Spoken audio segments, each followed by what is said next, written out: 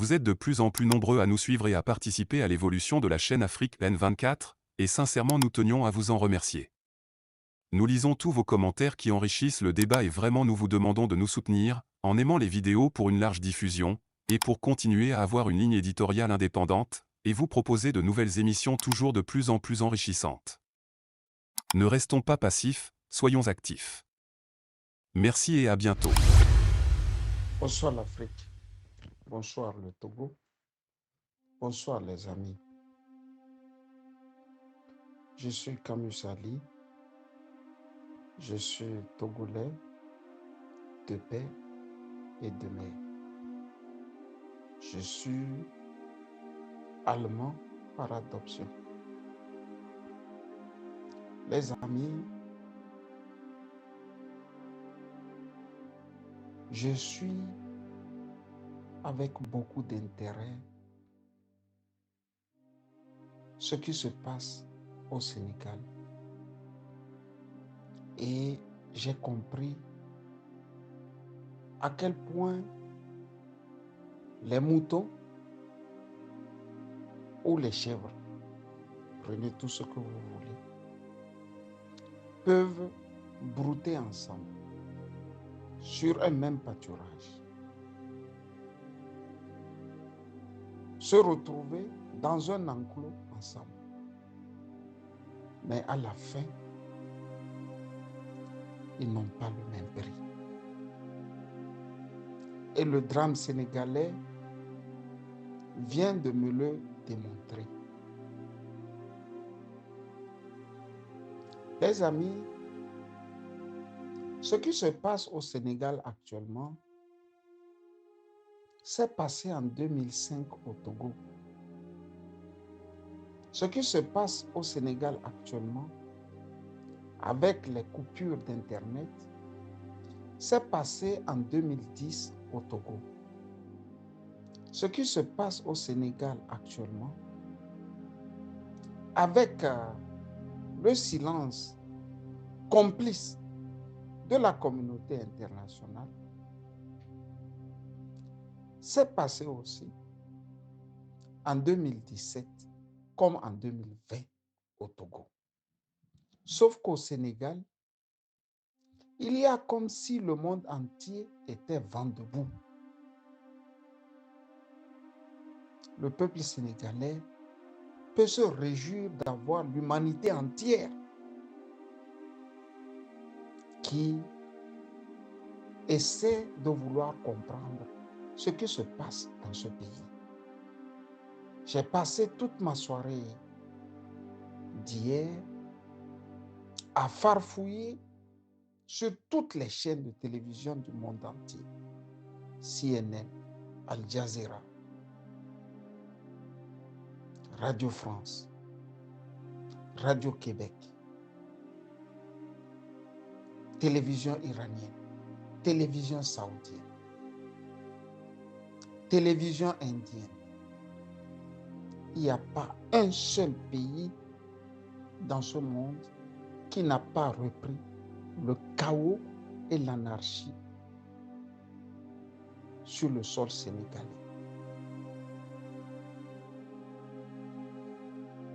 Les amis, tout ce qui s'est passé au Sénégal est en train d'être disséqué au millimètre près sur toutes les chaînes de télévision et de radio du monde entier. Et pourtant, à quelques 1000 lieues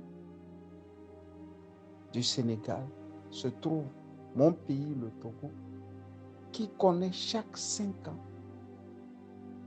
les mêmes déboires, les mêmes humiliations, les mêmes casses, les mêmes tortures que connaissent actuellement les Sénégalais.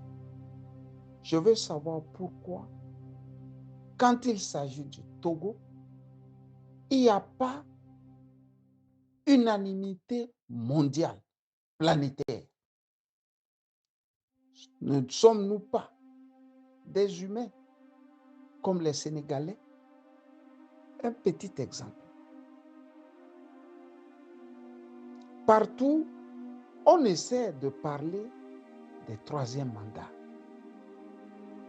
qu'il ne faut pas surtout accepter dans la jeune Afrique. Il se fait que dans mon pays, le Togo, nous ne parlons plus de troisième mandat, mais nous parlons de quatrième mandat. Comment pouvez-vous m'expliquer que ce phénomène, ou mieux ce fait, reste dans l'anonymat le plus total? Et pourtant, on nous a dit que la démocratie était une valeur cardinale qui s'adaptait à tous les pays du monde. Ce que méritent les Sénégalais actuellement, les Togolais ne le méritent-ils pas? La curiosité de l'humanité entière sur les faits et gestes au Sénégal ne mérite pas qu'on s'appesantisse aussi sur le cas togolais. On a parlé de Macky Sall qui veut absolument un troisième mandat. Mais Faure nous l'a fait aussi. Et lui, il ne voulait pas un troisième mandat. Il voulait un quatrième mandat. Après ce quatrième mandat, arraché au forceps, comment pouvez-vous nous expliquer, ou comment nous expliquer que la terre entière, la CEDEAO, les chefs d'État de cette CEDEAO, les diplomates accrédités à l'ONU, se sont murés dans un silence? J'ai mal, je suis togolais. Quoique je ne vive pas au Togo, c'est mon pays. Pourquoi l'humanité nous traite-t-elle ainsi? Pourquoi la terre entière ne nous aime pas? Les Sénégalais n'ont pas encore compté 400 morts. Ironie du sort, c'est le rapport du Sénégalais Doudou Diène de l'ONU qui dit que en 2005, Faure Gnassingbé a fait clouter 400 Togolais pour devenir président. Qui a levé le petit doigt pour nous? Mieux, on a mis tout ce rapport dans les tiroirs de l'ONU. Faure Gnassingbé aurait-il, lui, la fortune de Crésus qui lui permette de boucher le groin de tout le monde afin que ces crimes ne soient jamais mis sur la place publique? Je veux en savoir. Je suis togolais. Je veux comprendre pourquoi l'humanité entière nous tourne le dos. Tout ce qui se passe au Sénégal, nous le connaissons chaque 5 ans au Togo. Sauf que chez nous, personne ne lève le petit doigt. Les Togolais se comptent par centaines dans les prisons de Faure Gnassingbé. Personne ne lève le petit doigt. Nos mamans sont tabassées. Les hommes du troisième âge sont tabassés. La petite fille est dans les coins de rue et fait la prostitution. La jeunesse est devenue une jeunesse pratiquement alcoolique, alcoolisée à outrance. Il n'y a pas une seule bonne route dans la capitale.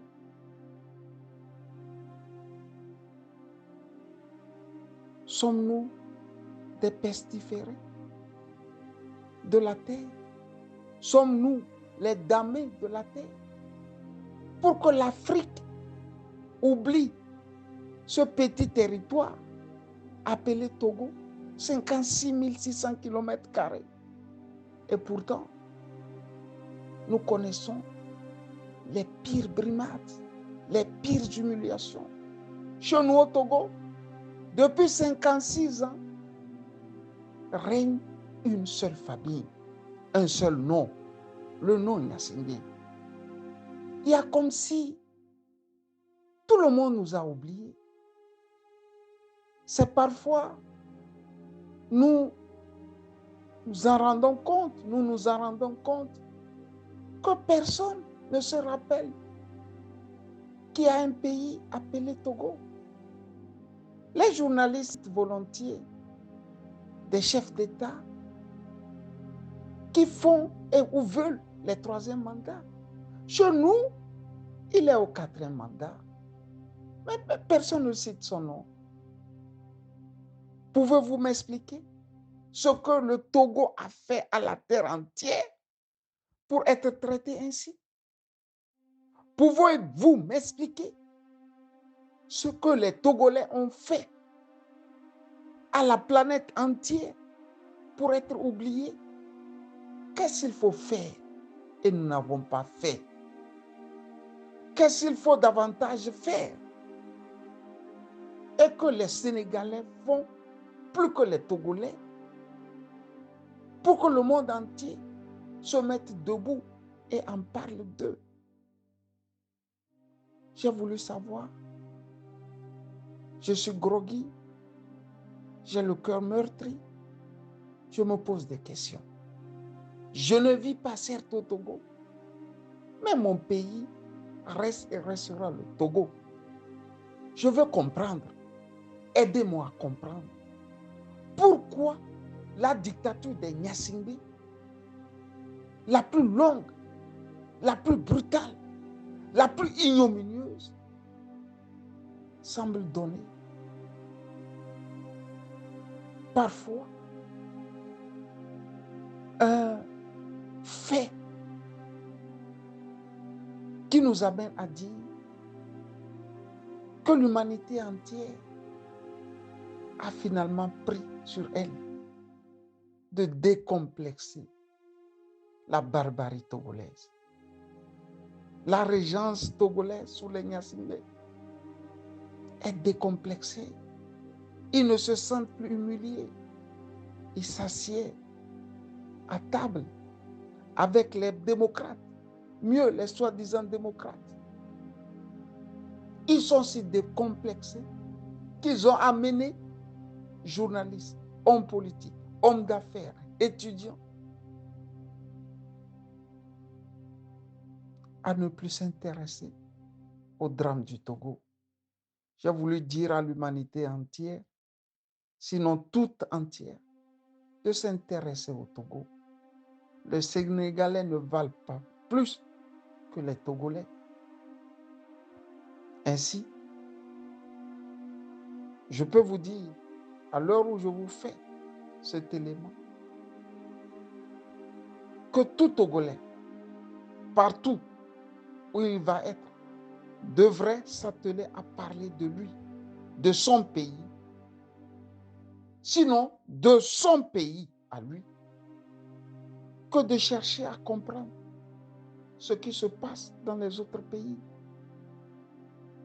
J'ai cherché et je vous ai dit que notre cas est semblable au cas du Nicaragua en Amérique latine. Quand tout le monde progresse, c'est en ce moment que nous nous regressons. Et malheureusement, à grands pas. Bonne soirée à toutes et à tous. Kamusali. Vous êtes de plus en plus nombreux à nous suivre sur Afrique N24, et vraiment nous tenions à vous en remercier. Nous lisons tous vos commentaires qui enrichissent le débat et vraiment nous vous demandons de nous soutenir pour continuer à avoir cette ligne éditoriale indépendante, et vous proposer des émissions toujours de plus en plus enrichissantes. Merci et à bientôt. Likez la vidéo si ce n'est pas déjà fait. Laissez aussi votre point de vue en commentaire. Abonnez-vous et cliquez aussi sur la petite cloche de notification pour ne rien rater de nos prochaines vidéos. N'oubliez pas de partager aussi la vidéo et de la liker.